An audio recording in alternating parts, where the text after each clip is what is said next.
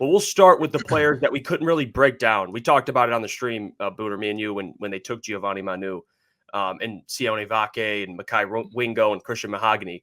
But today we'll go through and look at those draft picks and kind of get now a day removed reaction. And we'll start with Giovanni Manu. And I'm being honest, this might be my favorite pick. I'm not even going to lie. I said this yesterday to Booner. The more this kind of settled in, I was talking to Booner. I'm like, you know what? I like this guy. I like him a lot as a developmental tackle. That's going to need some work. Obviously, the competition he played against wasn't supreme. He played against lower level competition. But a man with that size, in whatever his body fat percentage is, because he's like 6'8", 350, but he doesn't have a gut. It doesn't make sense to me. I know with that type of potential, with the tools he has, with Hank Fraley and the other offensive linemen they have, the older guys that can help him, guys like Panay, Taylor Decker at tackle, he can immediately learn from.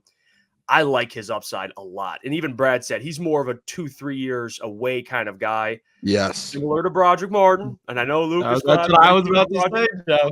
Not a huge Broderick Martin fan at the moment. But Giovanni Manu, fellas, we'll see if he can put it together. But that man is – they don't make him like Giovanni Manu. I mean, he's a monster, man. A giant human being. I'm excited for his development and what he can turn into.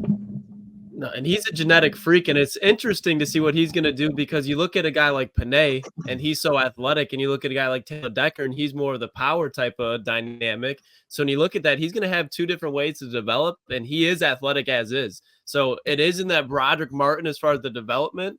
But when I look at him, I'm a little bit more like, all right, we'll give this 2-3 years and see how this turns out. Well, I have a little bit more confidence because I think at the worst, you look at what they do with Dan Skipper. I don't think at the bare minimum that he could be that, but it's gonna be interesting to see how it turns out. I like the big fella. I'm a fan of the big fella.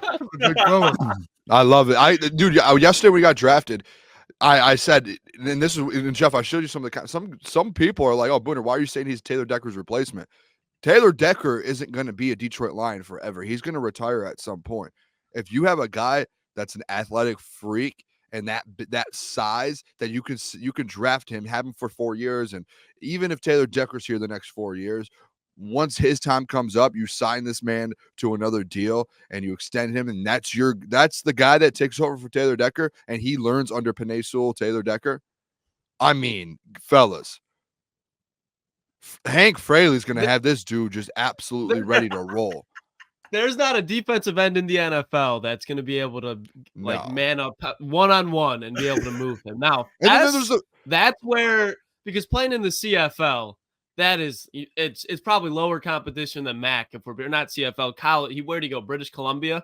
Yeah. So it's like the Canadian College League. That's probably lower level than MAC. So he's going to have to get used to the finesse part.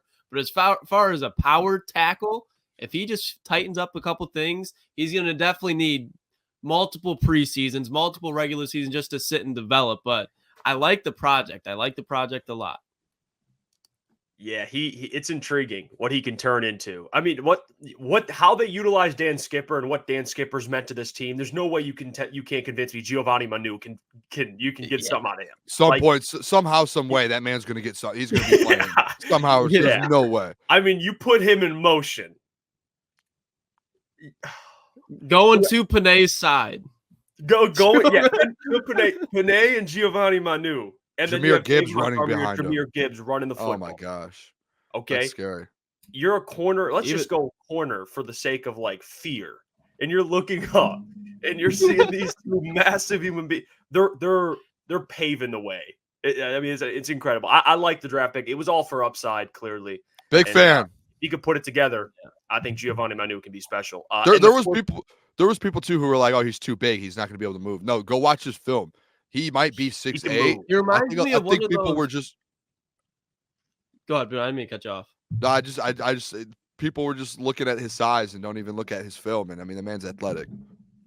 I was literally just about to say this. He reminds me of the Mayadas from he reminds me of those rugby players that people bring in. And obviously he doesn't have the rugby background, but you look at the rugby players, they're huge and they're athletic. So if that's what they're looking at, taking like a Jordan Mailata type of development, but I don't know if he'll be quite that because he's one of the best tackles in the league. But physically, he's got all the intangibles, and that's what Brad loves, all the intangibles he's got. You see, I mean, Joe Alt is they're not the same coming out. I want to make that very clear. But the thing they question about Joe Alt is the size. He's so big. He's like 6'8". It really depends how quick can you move. And he ran like a 4.9. So that was like the most kept secret. Like I didn't know any about this man at 6'8", running a 4.9. The vertical was crazy. I mean, he can jump too. So yeah, I'm excited for Manu's development. Athletic specimen. Athletic specimen. They took him in the 4th round, 26th overall.